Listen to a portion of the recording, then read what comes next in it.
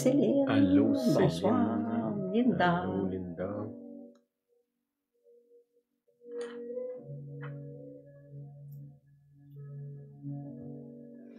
Cathy, famille. Allô, Cathy, la Étienne, toute la famille, famille. Étienne, les enfants.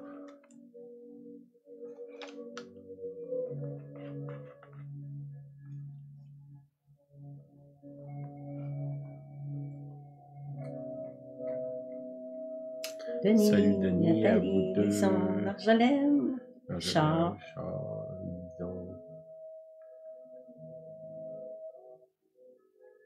Pablo. Allô, Bonsoir, Pablo, Pablo. André.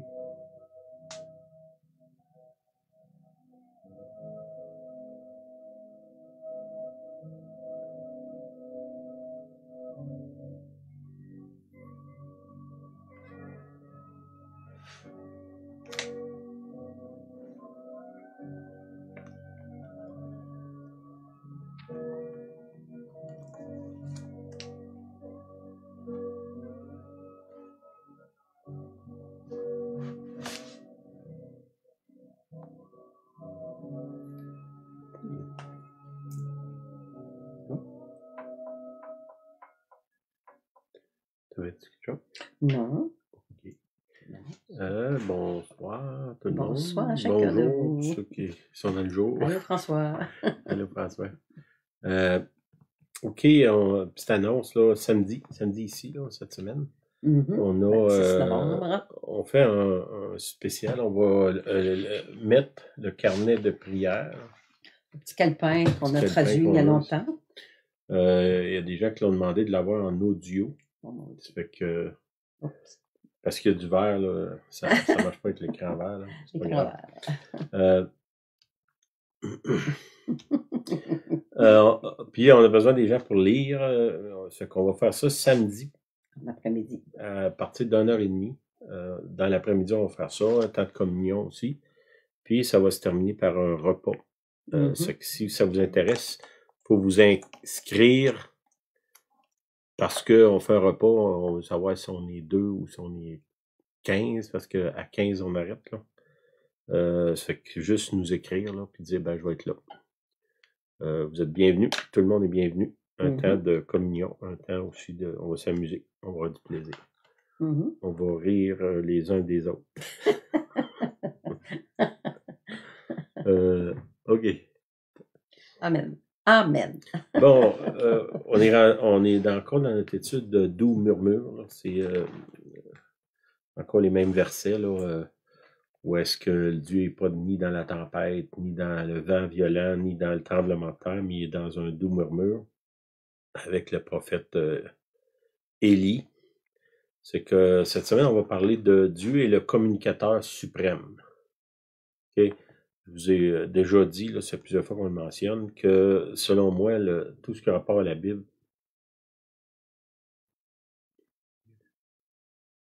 ça a rapport à la communion. Excusez-moi, il y a quelqu'un qui vient d'arriver. Dans la cour? Oui, veux-tu aller voir? Ah, je m'excuse, je dois aller voir. Excusez-nous. OK, je viens d'aller voir. OK. C'est ça. Communicateur suprême, le Seigneur, il est là pour parler. Bon, je reviens en arrière, là, excusez-moi, j'ai été distrait, mais dans le fond, la Bible, ça parle de communication. Tout à partir du début, c'est Dieu qui vient, il veut communiquer avec ses enfants, son peuple. Il choisit un groupe de gens, Adam, parce que quand on lit après, les chapitres après, il semble y avoir d'autres mondes sur la terre. Là, quand le fils d'Adam, il est marqué, ça dit que pour être sûr que les autres ne le reconnaissent pas. Il y a une lignée, la lignée d'Adam, qui nous amène jusqu'à Jésus, puis jusqu'à nous aujourd'hui. Puis, à partir de là, on voit que Dieu vient vers les humains. On le voit dans le jardin, puis on le voit dans tous les livres de la Bible. Dieu vient vers les humains, il veut leur parler, il veut communiquer avec eux. Il y a, encore là, je l'ai déjà dit, selon ma version, en tout cas ma compréhension de la Bible, tout ce qui a rapport à la Bible, ça a rapport à dire, ben, la façon de communiquer avec Dieu, la façon de communiquer les uns avec les autres est inscrit dans les Écritures, est inscrit dans la Bible pour nous dire, ben, voici comment vous devez communiquer. Voici les règles de la communication. Je pense que pour moi, la Bible, c'est un peu les règles de la communication avec le Seigneur, avec les uns les autres, avec le monde des ténèbres aussi. Quand il parle de chasser les démons, il y a une façon de leur parler, une façon de dire, une façon de... Tout ça, c'est de la communication. Puis, ce que Dieu, on pourrait dire que c'est lui qui est en haut de la pyramide de la communication. Plus on s'approche de lui, plus ça va être facile de communiquer aux autres niveaux, que ce soit avec les humains, que ce soit avec les anges, avec le Seigneur, avec même les démons. Parce qu'on voit, à un moment donné, les disciples sont pour aller chasser un démon, ben Jésus, il dit, dans le fond, il leur dit, vous ne suivez pas les règles, vous ne faites pas ce que je vous ai dit, vous marchez pas avec moi, vous n'êtes pas en communion. Puis là, j'ai mis une petite image là, derrière moi là, de cabine téléphonique. Ça me pensait un peu à bon, ceux qui ont grandi, qui ont mon âge, là, se souviennent que Superman, il rentrait dans une cabine téléphonique, puis quand il ressortait, il était Superman. Puis je trouve ça un peu drôle là, parce que avec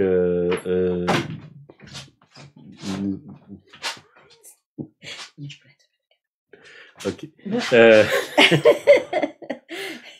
OK. C'est nos voisins. On est bénis. Nos voisins viennent et nous font des cadeaux. Ils font des petits cadeaux. Merci, merci. C'est bon.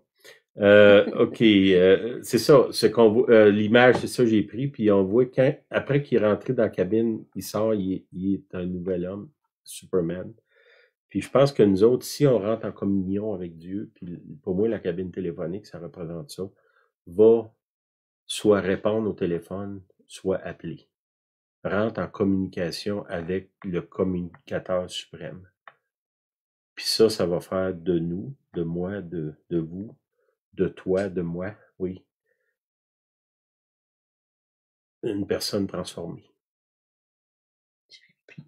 Ouais, Jérémie 33:3, ça dit « Invoque-moi, je te répondrai, je te montrerai des choses cachées, des choses que tu ne connais pas. » Puis nous autres, souvent, on voit ça comme un peu le numéro de téléphone de Dieu. 33:3, là, c'est Jérémie 33:3. Ça coupe, tu dis, ouais, ça se peut, il y a peut-être un problème avec l'Internet, là, tantôt ça buguait. C'est ça. C'est que je veux aller dans cette direction-là. Dieu a manifestement des choses à dire à l'humanité. Dieu veut parler, comme je vous ai dit, la Bible, tout le long de la Bible, Dieu vient vers les humains, il veut leur parler. Aujourd'hui, le Seigneur vient vers nous, il veut nous parler. Est-ce qu'on va entendre ce qu'il a à dire? On a vu ça la semaine passée. Des fois, on n'est pas si pressé que ça d'entendre. Ça, c'est le message de la leçon 4. Là. Puis le Seigneur, il a définitivement une façon efficace de communiquer. On voit c'est dans Job 33, Dieu parle tantôt d'une façon, tantôt d'une autre. Puis il continue en disant, mais on n'y prend point garde.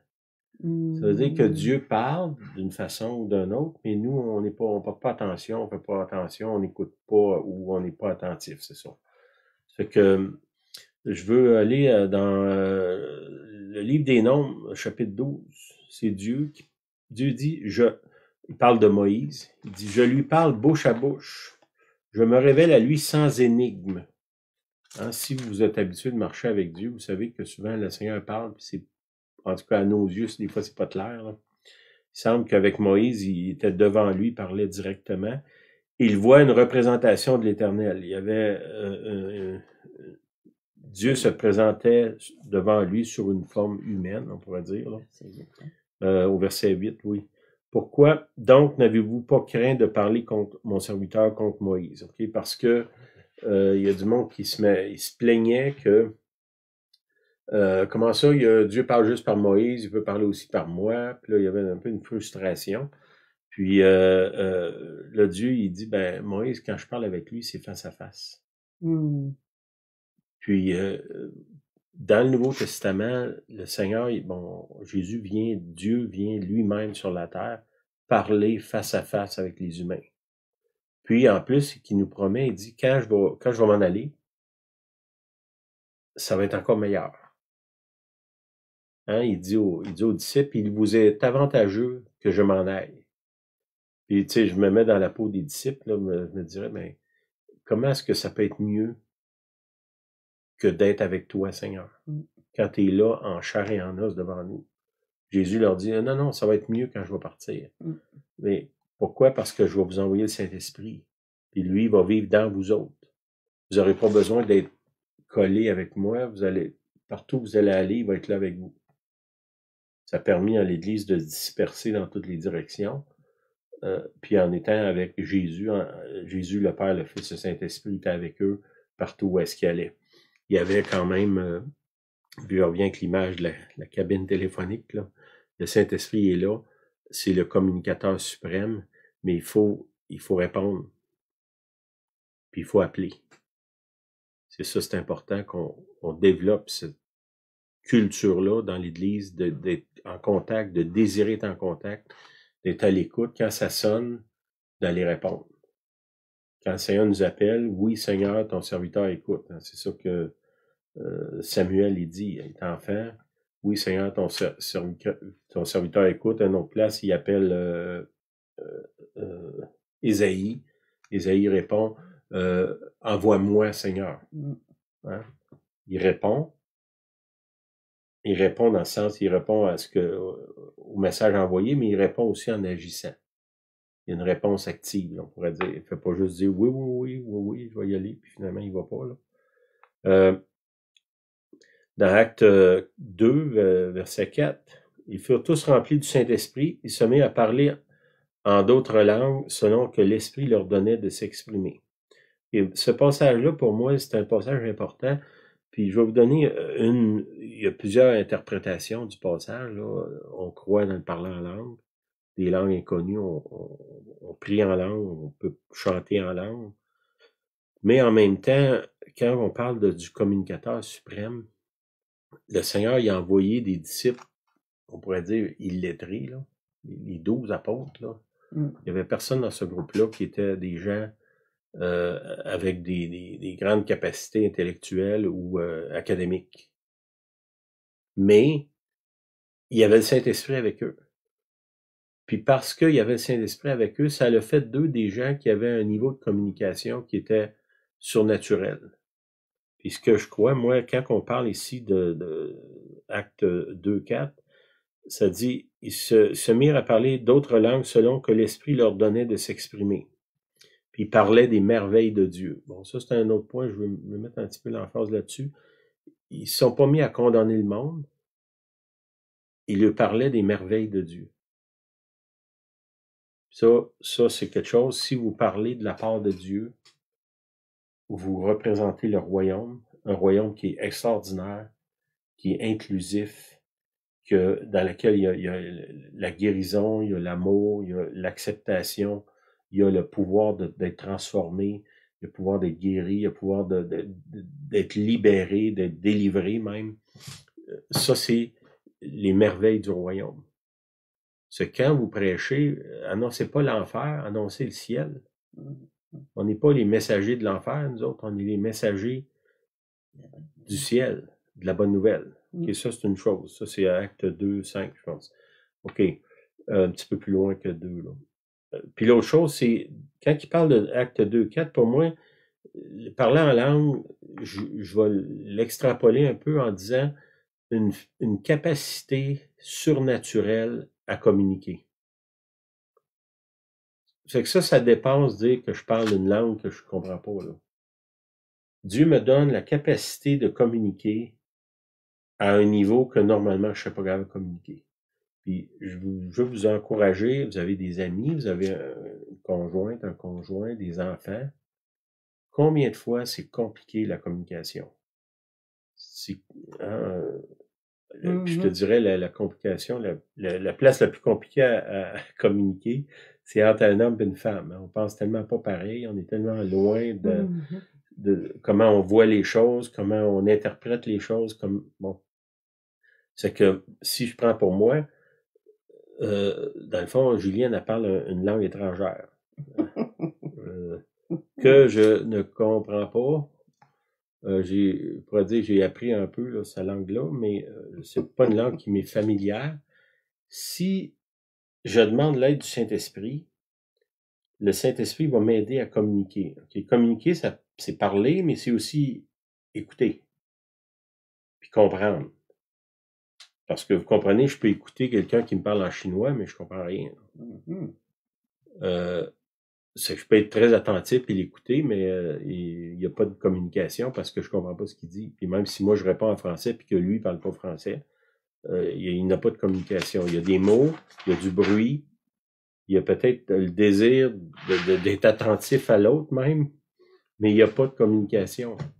Puis ici, le Seigneur nous dit dans Acte 2, 4, il dit « Je vais venir puis je vais vous donner une capacité surnaturelle à communiquer, un niveau de communication que vous n'avez pas naturellement. » Puis si on embrasse ça puis on le demande au Seigneur, comment je dirais, ne vous contentez pas de prendre ce passage-là puis juste dire « Ben moi, je parle en langue. » Allez plus loin puis dites « Seigneur, donne-moi cette capacité-là de communiquer puis d'écouter puis d'entendre, de comprendre de façon surnaturelle avec le Saint-Esprit. » Là. Ben, tiens, on va prier pour ça tout de suite. Amen. Oui. Ben Seigneur, tu connais notre incapacité au niveau de la communication, à quel point on est déficient. Ben Seigneur, toi, tu nous promets que tu vas nous donner la capacité de parler d'une langue étrangère, de comprendre une langue étrangère, de communiquer dans des langues étrangères. On sait qu'on est tous différents, on a différents vécus. Au niveau sexuel, les hommes, les femmes, même les enfants, les adultes, des générations, nos petits-enfants, nos enfants, nos parents, c'est compliqué la communication. Seigneur, donne-nous la grâce du baptême du Saint-Esprit qui dépasse parler une langue étrangère, mais qui inclut, j'en suis convaincu, la capacité de communiquer d'une façon surnaturelle. Amen. Amen. Puis soudainement, ces gens-là, leur message était compris.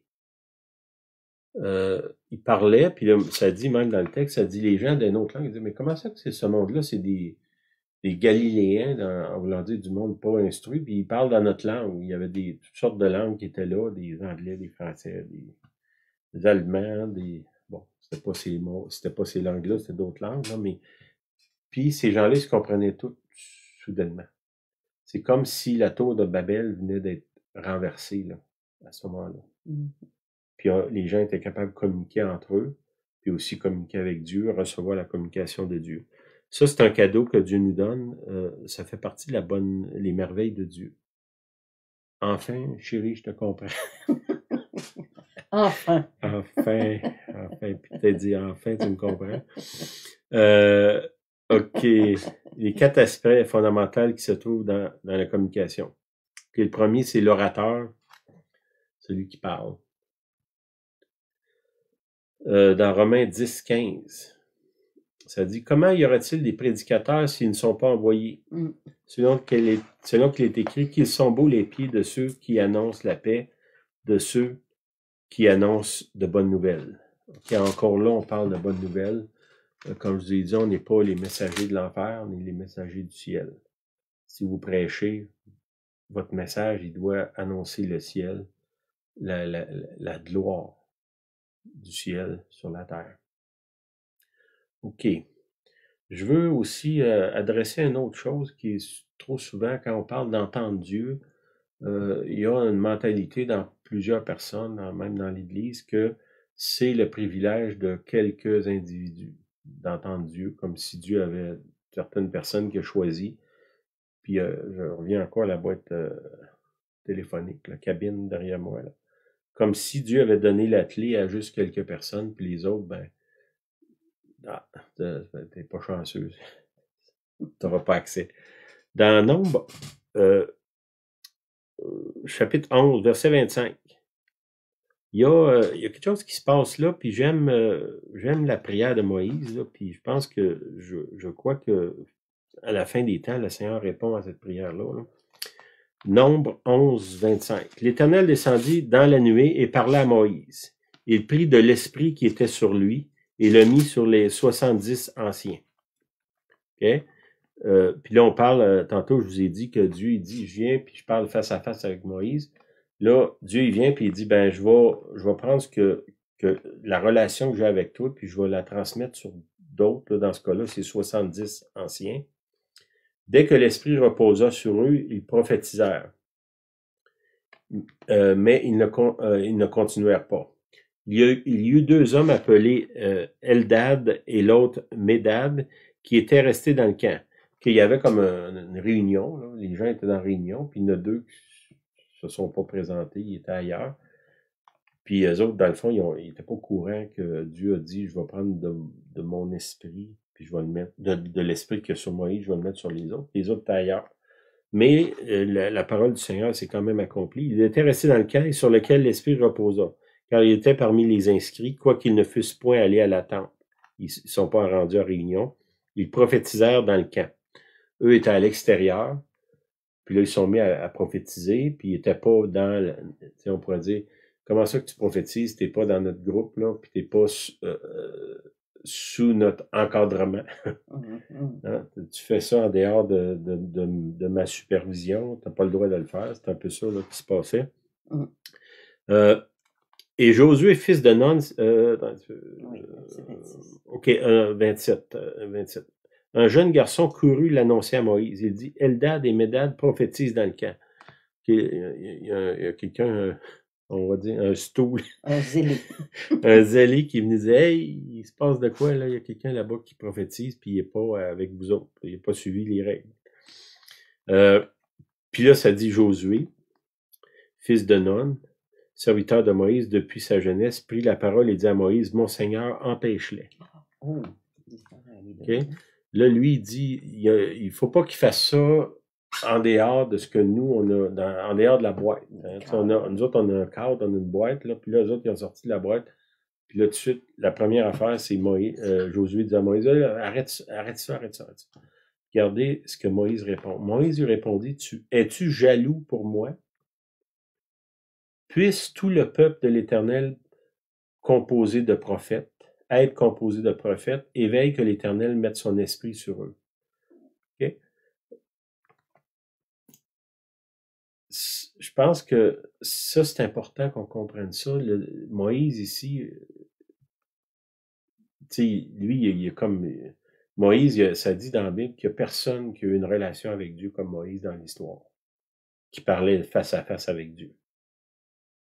Puis lui, au lieu d'essayer de garder ça pour lui, de dire, ben moi, je suis l'élu de Dieu, je suis spécial, je suis je sais pas moi, le oint de l'Éternel, qu'est-ce qu'il fait? Dans son cœur, il dit, ben, ce que j'aimerais le plus, c'est que tout le monde ait ce que moi j'ai. Ça devrait nous parler quand on parle de communication.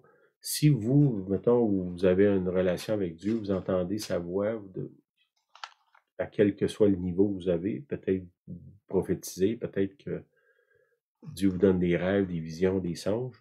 Ben, votre désir profond, ça devrait être que tout le monde autour de vous ait ces mêmes dons-là. Puis si vous avez des choses, des façons de faire, comment ça vient vers vous, ben, partagez avec d'autres pour que les autres aussi aient accès à ça, puis que la prière de Moïse ici, que puisse tout le peuple de l'Éternel être composé de prophètes. Et veille que l'Éternel mette son esprit sur eux. Que cette prière-là, à notre époque, puisse s'accomplir au travers de nous. Puis qu'on ne soit pas des gens exclusifs, qui disent, ben, tu sais, moi, là, je suis vraiment mouche spécial, là. Vraiment, puis de faire sentir aux autres que, ben, peut-être que toi, t'es pas chanceux, t'arriveras jamais où est-ce que je suis. Non, d'avoir ce même cœur-là de Moïse, de dire, ben, Seigneur, mon désir, c'est que tout le monde. Puis l'autre chose, c'est quand on est des réunions, ben, donner l'occasion à tout le monde de prophétiser, de parler, de ne pas arrêter les gens, quel que soit le prétexte. Quel que soit le prétexte. de pas arrêter des gens. Bon, on comprend là qu'on veut pas, si les gens ils prêchent l'enfer, on veut pas, là, on prêche le ciel, on prêche l'amour, on prophétise la rédemption, on prophétise la grâce, on prophétise le rachat, la libération, la délivrance. Si on reste dans ça, ben que ce soit un enfant, un nouveau croyant, quelqu'un qui est bien habillé, qui est mal habillé, un homme, une femme, il n'y a pas de différence. C'est ça que Moïse y avait dans son cœur. Puis je pense que le Seigneur, tu sais, ça dit, dans les derniers jours, je répandrai mon esprit sur toute chair. Ça, c'est le Seigneur qui dit ça. Puis là, nous, on est là, ben, pas sa chair-là, Seigneur, mais elle, puis moins sur lui, moins sur l'autre. Non, imaginez-vous si, quelle grâce ce serait, ben, on est au Québec, là, peut-être si vous êtes ailleurs en France ou pas dans la francophonie, que l'Esprit de Dieu tomberait dans notre pays, puis que tout le monde se mettrait à prophétiser. Ce serait glorieux. Le Seigneur dit, dans les derniers temps, je vais répandre mon esprit sur toute chair. Ben, que nous, on ne soit pas les gens comment je dirais, qui s'opposent à ça, là. Parce que ça se fait pas dans ma boîte à moi, là, selon mes préjugés ou quoi que ce soit, là. Soyons ouverts comme Moïse. OK. Ça, c'est pour le messager, l'orateur, celui qui parle. Okay? Vous êtes tous appelés à être inclus dans ça, qui parle de la part de Dieu, qui est capable de répondre à l'appel, qui est capable d'appeler aussi. Un accès illimité au Seigneur. Puis là, il y a une autre place qui dit veillez à ce que personne ne se prive de la grâce de Dieu. Bon, une des grâces qu'on a, c'est de communiquer avec Dieu. Ben, assurez-vous que toutes les fois, vous pouvez enseigner, encourager quelqu'un à entendre Dieu, à être attentif au Saint-Esprit, lui montrer comment le Saint-Esprit parle, comment ça fonctionne, ben, de le dire le plus possible, de pas garder ça secret, là. Mais plutôt de l'étendre à tout le monde. Ça m'a toujours dérangé d'aller dans des réunions, surtout au début de ma vie chrétienne, où est-ce que des gens venaient, puis il y avait une onction, ils prophétisaient, puis tout ça, mais ils nous expliquaient jamais comment ça fonctionne. Comme si ils gardaient ça pour eux.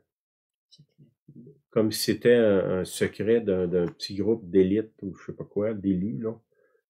Non, nous, on veut agir comme Moïse. Seigneur, si c'est possible, que tout le monde le fasse.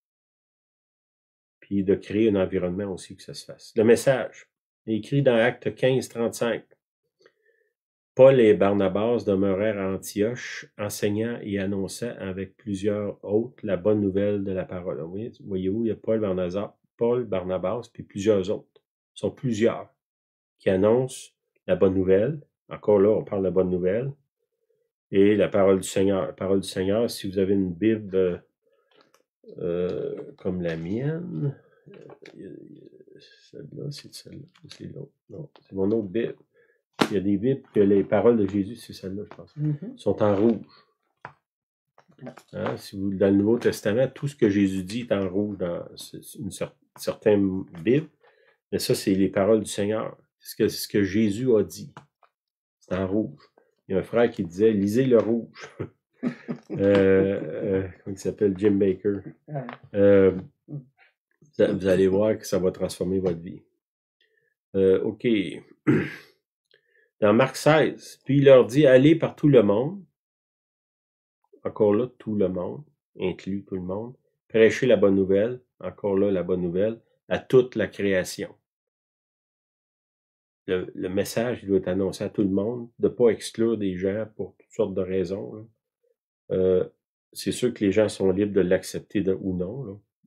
Mais nous, on ne doit pas. C'est pas nous qui doit dire, toi, tu peux l'avoir, toi, tu peux pas l'avoir. Dans Hébreux 11, 1, on va parler de la méthode de transmission ou le canal de communication, la façon dont Dieu parle. Après avoir autrefois à plusieurs reprises et de plusieurs manières parlé à nos pères par les prophètes, Dieu, dans ces derniers jours, nous a parlé par le Fils. Puis, quand il dit plusieurs reprises, plusieurs manières, je pense qu'on va prier même pour ça, là, que le Seigneur nous parle puis qu'on soit réceptif à ce qu'il nous parle de différentes façons. Mm. Au travers des années, le Seigneur nous a parlé à nous de toutes sortes de façons. Des fois, c'est une image, une vision, des fois, c'est un rêve, des fois, c'est une impression, des fois, c'est quelqu'un qui nous parle, puis soudainement, on sait que c'est Dieu qui nous parle.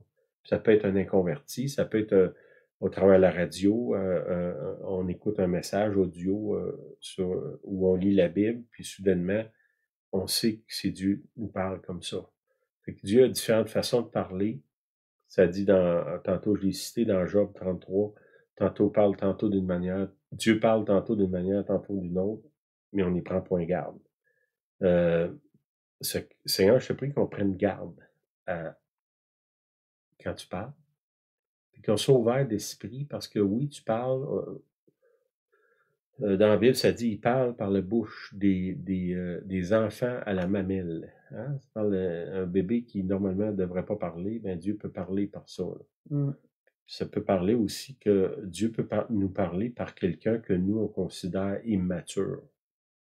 Fait que si vous êtes un grand prophète, puis que Dieu vous parle par un nouveau converti, ben fermez pas votre cœur, parce que ça se peut que ça vienne de lui. Là. Mm. Puis, OK. Ça dit aussi dans Matthieu 10, 19, « Mais quand on vous livrera, ne vous inquiétez ni de la manière dont vous parlerez, parle de la manière encore, ni de ce que vous direz. Ce que vous aurez à dire vous sera donné à l'heure même. Okay? » Ça, c'est important qu'on comprenne que pour avoir de l'impact dans le monde, là, ici, il parle de quelqu'un qui est en procès, là, mais moi, je pense même quand on va témoigner, on prêche, on enseigne, on va vers quelqu'un, essayer de le toucher, de prier, ben, de vraiment s'assurer que ce qui sort de notre bouche, ça vient du Seigneur. Puis oui, je peux prendre la Bible par cœur, puis citer des versets, là, mais je peux apprendre à un perroquet à faire ça, là, puis je suis pas sûr que le perroquet il est converti, là. C'est que le fait de citer des versets bibliques, ça veut pas nécessairement dire que c'est conduit par l'Esprit. Puis l'autre faire, la Bible nous enseigne, fais attention de faire des trop grandes prières comme les païens. Mm-hmm. Pourquoi qu'il dit ça? Souvent, quand le Seigneur parle, tu sais, quand Dieu il a créé le monde, il dit que la lumière soit. C'est assez court comme formule, hein? Pour tout ce que ça a créé. La lumière est venue dans l'univers par une phrase de 3-4 mots. Là. Mm-hmm. C'est que souvent, la lumière vient dans le monde encore par des paroles qui sont pas nécessairement compliquées puis trop longues. Là. Il vous sera donné à l'heure même. Dans Matthieu 10, 20, ça continue, que ce n'est pas vous qui parlerez, c'est l'Esprit de votre Père qui parlera en vous. Ben là, moi, je pense que quand on va en quelque part pour parler de la part de Dieu, aller dans la cabine téléphonique avant, puis demander au Seigneur, c'est quoi, Seigneur, que tu veux que je dise? C'est quoi ton message? Pas mon message, mais le tien. Toi, c'est quoi que toi, Seigneur, tu veux que je dise? Pourquoi je suis ici? Puis ça se peut que le Seigneur te dise, ben, c'est pas toi qui vas parler, c'est un autre. Quelquefois, ça m'est arrivé, il y a quelques années, un monsieur qui venait ici, monsieur Poulain. Mm-hmm. Puis des fois, je priais, puis j'avais pas de message. Bon, moi, je prêche beaucoup, là, c'est que des messages, je peux en sortir comme je veux de mon chapeau, là. Mais j'ai appris à dépendre du Seigneur, puis j'attendais, puis j'avais pas de message. Puis j'étais rendu dans l'église, les chants, puis des fois, ou juste avant les chants, puis M. Poulain arrivait, puis il me disait, ouais, il dit, j'ai un message ce matin. Là, je savais que moi, je n'avais pas besoin d'en avoir un parce que c'est lui qui l'avait. Puis ça, c'est quand on travaille en groupe, comme tantôt on disait, Paul Barnabas, c'est plusieurs enseignait et annonçait avec plusieurs autres. Souvent, quand on travaille en groupe, c'est une affaire, ceux qui ont travaillé avec nous, souvent on est là. T'as-tu un message, toi? T'as-tu quelque chose? C'est quelque chose qu'on fait dans nos réunions, c'est toujours comme ça. Je travaillais avec Mario Cyr dernièrement, puis c'est la même chose. As-tu un message? As-tu quelque chose? Puis j'aime cette attitude-là parce que personne se bat pour le micro. Puis tout le monde est comme content que quand c'est l'autre qui a quelque chose, vas-y, il n'y a pas de problème. Puis ça, ça, c'est conduit par l'Esprit. Puis ça va avec la prière de Moïse. Seigneur, si tu prophétises par un autre que moi, il y a zéro problème avec ça. Si tu mets un autre en avant, il n'y a pas de problème avec ça, Seigneur. Puis ça, ça enlève la compétition entre nous autres, puis une espèce de mentalité d'élite qu'on n'aime pas. OK. Tu me suis-tu? Amen. Très bien. Très Oui, bon. OK. L'autre, c'est le récipient. Le quatrième, c'est le récipient. Le récipient, c'est pas un vase, là. Il y a personne qui reçoit le message. Dans Luc 24, 45, ça, c'est si vous suivez les études avec Juliane, c'est le passage qu'elle a pris à chaque semaine. Ça dit, alors il leur ouvrit l'esprit afin qu'ils comprissent les Écritures. Okay? Je pense que ça, c'est une chose aussi, si vous êtes pour aller prêcher, aller témoigner, aller prier pour quelqu'un, mais de prier, Seigneur, ouvre son esprit pour qu'il comprenne. C'est un peu ramener le baptême du Saint-Esprit, le acte 2. Hein? Puis, comme on a dit, le Seigneur il dit, je vais répandre mon esprit sur toute chair. Toute chair, ça inclut la personne non convertie que je vais voir pour parler avec. Seigneur, répands ton esprit sur lui, sur elle, afin qu'ils comprennent. Hein? Puis c'est ça que ça dit dans le passage ici, là. Où est-ce que je suis rendu, là? J'ai oublié mon affaire.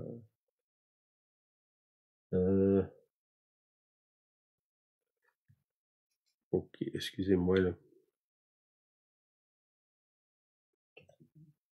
OK, je l'ai ici. Alors il leur ouvrit l'esprit afin qu'ils comprissent ses Écritures. Luc 24, 45. Il est écrit dans Jacques 1, 25, mais celui qui aura plongé les regards dans la loi parfaite, la loi de la liberté, qui aura persévéré, n'étant pas un auditeur oublieux, mais qui mettra à l'œuvre, celui-là sera heureux dans son activité. Bon, ça parle aussi que quand on reçoit un message, de le mettre en pratique. C'est pas juste de... Tu sais, on n'est pas une librairie, là. On est une armée. On n'est pas une place qui accumule la connaissance. C'est juste des outils qu'on reçoit pour faire le travail. Puis oui, dans ça, il y a de la connaissance, là. Mais cette connaissance-là, elle doit être pratique, elle doit être mise en action. Le mot foi dans la Bible, c'est croire et obéir. C'est pas juste croire, dire oui, je crois, mais je fais rien, là. Non, ça, c'est pas la foi. La foi, c'est une action. C'est croire et obéir, mettre en action ce qu'on a entendu. C'est quand Jésus appelle Pierre en dehors de la barque, Pierre a cru, puis le fait qu'il a cru, ça lui a permis de marcher sur l'eau. Mais s'il n'y aurait pas, quand Jésus dit viens vers moi, Pierre, c'est un pêcheur, dans le sens pêcheur de poissons, là, aguerri, il sait bien que tu peux pas marcher sur l'eau, là. Pourquoi qu'il s'avance là? C'est qu'il a cru, puis il a mis en action ce que Jésus a dit. Puis Jésus, une parole assez simple, viens vers moi, tu sais. OK. Dans Jacques 1, 22, mettez en pratique la parole, ne vous bornez pas à l'écouter en vous trompant vous-même par de faux raisonnements. Tu sais, il y a eu trop de ça dans les dernières années, là, des gens qui ont une connaissance extraordinaire des Écritures, puis sont zéro en communication. Bon, zéro, c'est peut-être exagéré, là, mais mettons 1 sur 10.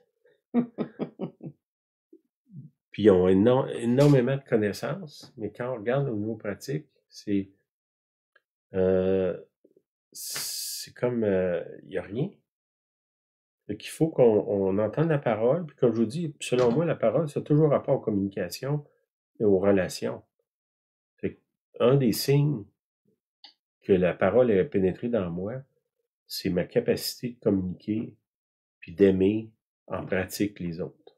Mm. Il n'y a pas d'autre signe que ça, là. En tout cas, moi, j'en vois pas, là. Fait que quelqu'un va m'éclairer là-dessus, là. Ce dernier-là, OK, je suis rendu, Matthieu 13, 22. Celui qui a reçu la semence parmi les épines, c'est celui qui entend la parole, mais en qui les soucis du siècle et la séduction des richesses étouffent cette parole et la rendent infructueuse. Voilà, il y a un avertissement de dire, ben, fais attention quand tu entends quelque chose de la part du Seigneur, que les soucis de la vie ne te volent pas ce qui a finalement la chose qui a le plus de valeur dans la vie. Il n'y a rien, moi, à date, que j'ai vu qui avait plus de valeur que d'entendre puis de mettre en action les paroles du Seigneur. Il n'y a rien qui nous a amené plus de bonheur puis d'accomplissement dans notre vie que d'être à l'écoute du Seigneur puis de pratiquer ce qu'il dit. Après ça, le Seigneur il dit, ben, si tu fais ça, inquiète-toi pas, tout le reste, je vais te le donner. Mhm. Fait qu'au lieu de t'inquiéter de tout le reste, inquiète-toi d'entendre Dieu et de faire ce qu'il dit, parce qu'il dit, le reste, je vais m'en occuper.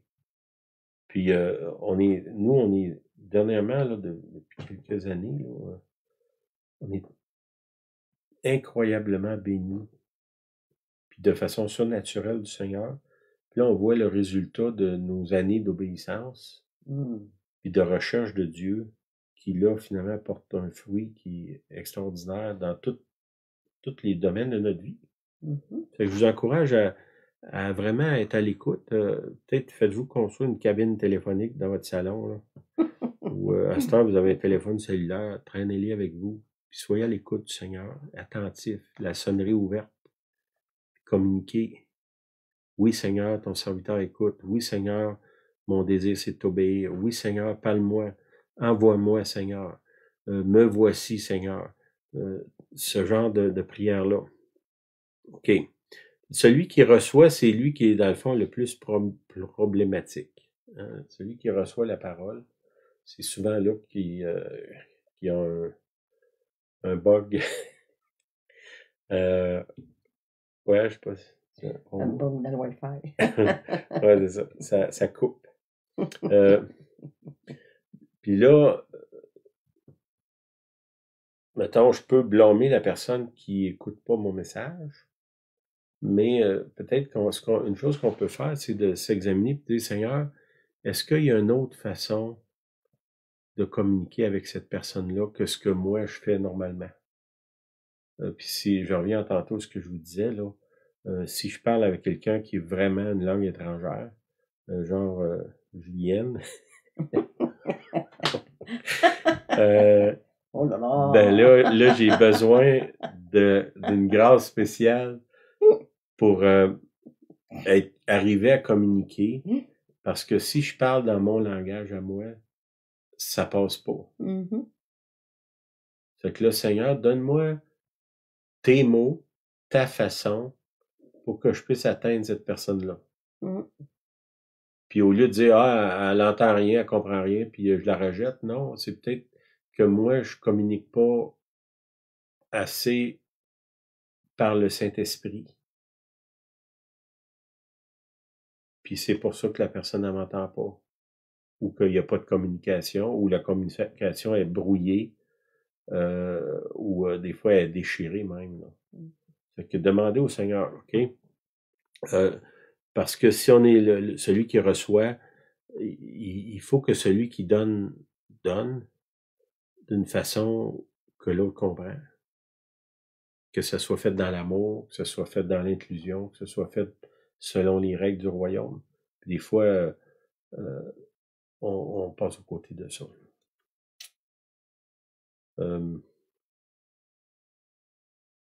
Que ce soit l'importance du message, la technique utilisée pour la transmettre, si la personne à qui je parle n'entend pas, ou n'écoute pas, ou ne reçoit pas, il n'y a pas de communication. Puis ça, c'est important parce que des fois, je peux parler, puis dans le fond, les gens, ils comprennent pas ce que je dis, là. Je peux les blâmer puis dire, ben, si eux autres sont bouchés ou je sais pas quoi, là, mais ça se peut-tu que moi, à ce moment-là, je suis pas en tune, en diapason avec le Saint-Esprit, puis c'est pour ça qu'il n'y a pas de communication? Ça, c'est possible, là. C'est qu'avant de, comment je dirais, d'envoyer promener les autres, en disant qu'ils comprennent pas, ils écoutent pas, ben peut-être d'aller devant le Seigneur, de dire, Seigneur, comment je fais pour atteindre ce groupe-là en particulier? T'sais, si je parle à des jeunes, ben c'est pas le même langage que si je parle à des personnes âgées ou je parle à des hommes, des femmes, des ouvriers, des intellectuels, des gens de la rue, des fermiers, c'est tous des langages différents. Ben, le Seigneur connaît chacun de ces langages-là, il connaît les mots, il connaît la façon de le dire, il connaît l'attitude qu'on doit avoir. Tu sais, si j'arrive avec des gens, puis j'ai l'air hautain, puis je me sens tellement supérieur à eux, puis je le fais sentir, ben c'est normal qu'ils m'écoutent pas, là. Moi non plus, j'écouterais pas, là. Ça fait que assurons-nous qu'on est en diapason avec le Seigneur. Qu'est-ce qui se passe si la communication passe pas? On doit continuer à transmettre le message, puis de façon différente. D'aller devant le Seigneur et dire, ben, je sais pas, moi, je suis allé évangéliser, Seigneur, cette semaine, puis personne ne voulait m'entendre. Bon, peut-être que dire, Seigneur, comment je fais pour rejoindre ce groupe-là en particulier, dépendamment où je vais? Comment, c'est quoi les mots, c'est quoi l'attitude, c'est quoi peut-être même mon linge? Comment, tu sais, si quelqu'un disait, tu sais, si tu vas dans, je sais pas moi, en Afrique, ou je sais pas moi, en Chine, ou dans le fond du Texas, puis ça te prend un chapeau jaune pour parler, pour qu'il t'écoute, ben mets un chapeau jaune. Bon, comprenez là, ce que je veux dire, là. Étudier et comprendre le récipient, celui qui reçoit. C'est qui cette personne-là? Il y a le frère Bruce qui fait une formation Kairos qui aide justement à comment on fait pour parler un langage dans quelqu'un qui parle une autre langue que moi, là. Quand je dis une autre langue, là, je parle pas juste des mots différents, là. Ça peut être juste un homme, une femme, quelqu'un qui vient de l'Asie, quelqu'un qui vient de l'Afrique, quelqu'un qui vient de la campagne, de la ville, bon. D'étudier. Comprendre son environnement, sa culture, qu'est-ce qui le rejoint. C'est ça que Dieu fait avec nous. Dieu utilise un langage. Quand Dieu me parle, il utilise mon langage. S'il parle à quelqu'un, je sais pas moi, qui est intellectuel, ben il parle à son niveau à lui. S'il parle à quelqu'un qui est, je sais pas moi, qui vit dans la rue, puis qui a un langage très coloré, je vais dire, là, ben Dieu va y parler comme ça aussi. Dieu nous rejoint où est-ce qu'on est. Puis nous, ben, on doit faire la même chose. Si on est destiné pour entendre Dieu et saisir son message, on doit choisir d'entendre. Puis si on va prier là-dessus, pour ce faire, on doit avoir une bonne compréhension de celui qui parle et reconnaître certaines vérités le concernant. C'est important qu'on lise la Bible parce que la Bible, c'est les règles de la communication. Comment Dieu parle, c'est quoi l'attitude qu'il a, qu'est-ce qu'il y a dans son cœur, qu'est-ce qu'il recherche, c'est quoi le message, le rouge dans le Nouveau Testament, les paroles de Jésus, qu'est-ce que Jésus dit? Ben là, ça me dit qui est Jésus. Puis là, je comprends comment qui est. Ben Jésus, il n'est pas comme moi, là. Ça, c'est clair. Ben comment je fais, moi, pour comprendre sa culture à lui? C'est quoi la culture du royaume de Dieu? C'est pas la mienne. C'est quelque chose d'étranger. Et si je veux rentrer dans le royaume de Dieu, comme si, je sais pas, moi, je déménage dans un autre pays qui parle une langue que je comprends pas, mettons, je m'en vais au Brésil, ils parlent portugais. J'ai aucune idée c'est quoi le portugais. Ben, peut-être que si je veux me mêler avec ce monde-là, puis communiquer avec eux, il faut que j'apprenne le portugais. Le Brésil, c'est une culture différente de la mienne. Il faut que j'apprenne leur culture. Il y a des choses que si je fais comme ici, je vais les offenser. Ben, comment je fais pour pas les offenser? Il faut que je comprenne qu'est-ce qu'ils font. Ben, c'est la même chose avec le Seigneur. Puis quand je me retourne de bord, si je communique avec Dieu, je communique selon les règles du royaume. Mais quand je communique avec les gens du monde, ben, c'est les règles du monde, là. Puis c'est pour ça, des fois, que les gens du monde, ils disent, ah, vous autres, les chrétiens, vous vous pensez supérieurs à nous autres, puis vous êtes arrogants, puis tout ça. Mais des fois, ils ont raison. On les approche comme si nous autres, on est tellement supérieurs. Ben, ils ressentent ça. Puis ça les éloigne. Fait que si on les rejoint, comme le Seigneur, quand le Seigneur est venu me chercher, il m'a pris où j'étais. Mm. Tu sais, s'il y a quelqu'un qui peut se permettre d'être arrogant, c'est le Seigneur, là. Puis il le fait pas, il vient dans une humilité extraordinaire. Puis il vient me rejoindre où est-ce que je suis. Ben, puis là, il me demande, ben, va me représenter dans le monde. Puis moi, j'arrive avec mon attitude arrogante, ça marche pas, là. Fait qu'il faut que je comprenne le royaume, la communication. Fait qu'on va prier pour que Dieu nous aide à comprendre les autres. Comprendre, là, je parle avec l'aide du Saint-Esprit, là. Parce que humainement, moi, je n'arriverai jamais à comprendre Julienne. Il y a tout le temps quelque chose là, qui marche pas dans mon cerveau, là. Si je me connecte avec Dieu, je suis capable de m'aligner avec le royaume, puis là, mon niveau de communication, il change. Puis c'est vrai pour Julienne aussi, là. Puis c'est vrai avec elle, mais c'est vrai avec les gens qui m'entourent. Fait qu'on va prier pour ça. OK. Seigneur, donne-nous, Seigneur, le baptême du Saint-Esprit, mais dans le but, Seigneur, de communiquer d'une façon surnaturelle. Remplis-nous du Saint-Esprit, Seigneur. On a besoin parce qu'on est déficients. On est les uns avec les autres. Trop souvent, on se blesse. On se comprend pas. On parle, mais on s'écoute pas.